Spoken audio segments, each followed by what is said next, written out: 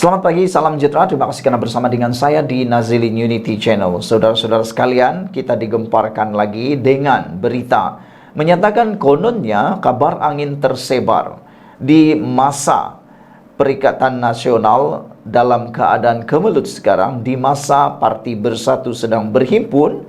Ada kabar angin menyatakan bahwa bakal 10 orang ahli parlimen Parti Bersatu akan menyokong Anwar Ibrahim. Tapi itu kabar angin.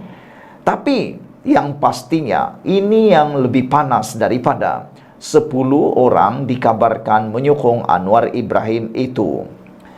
Dipetik daripada sabudin.com dengan tajuk "Hebat, Datuk Botak buat kerja.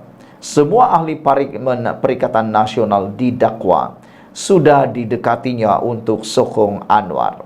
Jadi kita tak tahu berapa ramai yang berjaya dipengaruhi untuk menyokong Datuk Seri Anwar Ibrahim. Dan menurut kabar angin, lebih 10 orang bakal memberikan sokongan kepada Anwar Ibrahim, dikala pada waktu ini kita pun tahu Bersatu dalam keadaan yang lemah apabila berlaku krisis kepemimpinan dalam Parti Bersatu yang belum pun dalam proses pemilihan sudah mengalami krisis yang besar.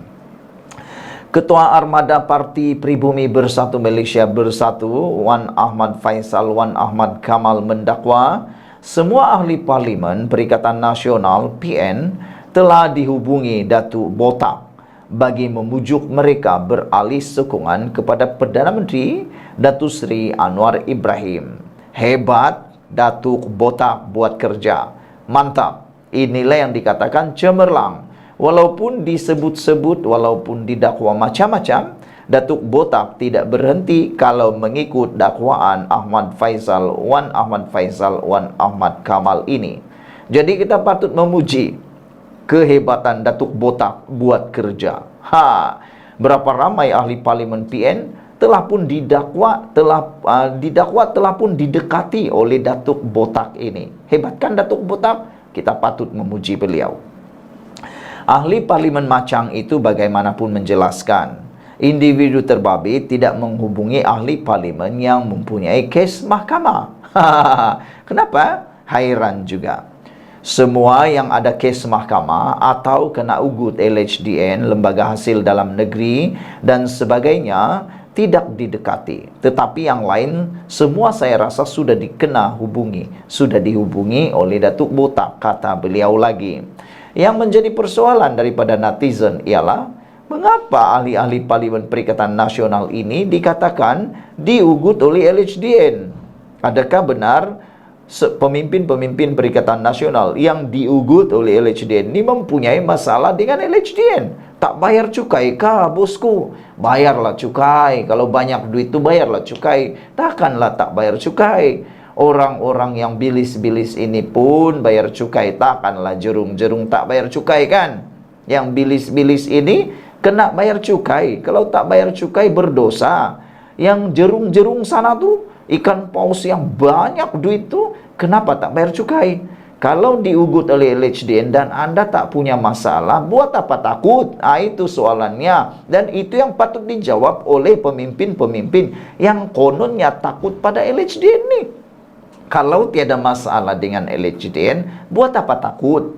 Bayar sajalah kalau memang ada tertunggak. Tapi kalau memang ada masalah, itu yang takutnya. Betul tidak? Pikir logik betul-betul. Berani karena benar, takut kerana salah. Macam Tan Sri Muhyiddin Yassin, kata beliau, tidak perlu dihubungi. Datuk Sri Hamzah Zainuddin pun tidak. Yang lain semua diintai oleh wakil yang mengaku membawa mandat daripada Perdana Menteri. Katanya pada sidang media sempena Perhimpunan Agung Tahunan Bersatu di Pusat Convention Aidil pada Khamis. Ialah, buat apa nak hubungi Datuk Hamzah Zainuddin? Buat apa menghubungi Tan Sri Muhyiddin Yassin? Mereka tu kalau tak dihubungi pun tidak juga ada gunanya, kata netizen dalam ruangan komen. Dalam pada itu, Wan Ahmad Faisal mendakwa beberapa ahli parlimen PAS turut dihubungi oleh Datuk Botak dan ejen lain berkaitan perkara sama. Kata beliau, saya dengar ada ahli parlimen PAS dihubungi. Tidak pasti siapa, tetapi ada. Inilah yang selalu menjadi persoalan netizen. Kata mereka, Wan Ahmad Faisal ni selalu memberi kenyataan yang gantung-gantung. Tiada fakta yang lebih detail. Mungkin kata mereka, mungkin takut kena saman lah, kata mereka. Betul juga lah kan, nanti kalau sebut sembarangan boleh kena saman. Jadi Wan Ahmad Faisal seringkali memberi kenyataan media yang gantung-gantung. Antara yang tergantung pada waktu ini ialah apabila dia kata, saya dengar ada ahli parlimen PAS dihubungi, tapi tak pasti siapa, tetapi ada. Jadi kalau tidak tahu siapa, kenapa cakap? Patutnya pastikan dulu siapa orang yang telah dihubungi itu, baru cakap. Jangan cakap sembarang saja. Jangan-jangan nanti boleh juga parti ataupun Pakatan Harapan boleh juga menuntut dengan kata menggantung. Contoh dia, ada wakil daripada ahli parlimen daripada Perikatan Nasional cuba untuk memancing ahli parlimen daripada Pakatan Harapan. Saya dengar tapi tak tahu siapa. Boleh juga cakap begitu kan? Itu kabar angin. Kalau kabar angin tak payah cakaplah. Itu semua orang pun boleh buat, kata netizen. Saudara-saudara sekalian, dalam pada itu Wan Ahmad Faisal mendakwa ada juga ahli parlimen PAS yang telah dihubungi. Sebelum ini, media melaporkan beberapa ahli parlimen Perikatan Nasional mengesahkan ada menerima tawaran projek, peruntukan dan jawatan dengan syarat perlu menyatakan sokongan terhadap Anwar Ibrahim. Rata-rata mereka dihubungi menerusi email, WhatsApp, dan ada yang bersua muka. Kalau email ni kita hairan lah kan, macam mana mereka dapat email pula? Kalau tidak ada, email lah yang paling susah mau dapatkan. Dari mana mereka dapat email? Ketika ditanya sama ada akan ada lagi ahli parlimen PN yang bakal menyatakan sokongan terhadap Anwar, beliau berkata, hati manusia siapa yang tahu. Jangan-jangan dia pula yang menyokong Anwar selepas ni. Sebab hati manusia siapa yang tahu kan? Sementara itu, dalam perkembangan sama, Wan Ahmad Faisal mempertimbangkan cadangan untuk membuat aduan kepada Speaker Dewan Rakyat Tan Sri Johari Abdul mengenai dakwaan berhubung parlimen dijadikan lokasi untuk memancing ahli parlimen atau ahli dewan. Itu cadangan yang baik. Kita boleh beri peringatan kepada speaker. Saya akan bincang dengan parti dan Ketua Whip Datuk Seri Taqiyuddin Hassan. Tetapi susah nak minta speaker masuk campur sebab kita tidak boleh halang orang masuk untuk jumpa dengan ahli parlimen. Pertemuan itu mungkin bermula di parlimen dan berakhir di hotel, ujarnya. Sekian dulu untuk kali ini. Jangan lupa tinggalkan komen anda, tekan butang subscribe.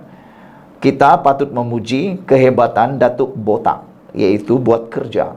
Dia buat kerja, orang lain tak buat kerja. Jadi orang yang buat kerja ni beruntunglah kan. Dan kabar angin mengatakan 10 lagi ahli parlimen bersatu akan menyertai Anwar Ibrahim. Siapa yang tahu? Macam yang Wan Saiful Wanjan kata, dia kata, hati manusia siapa yang tahu. Kita jumpa lagi. Bye-bye.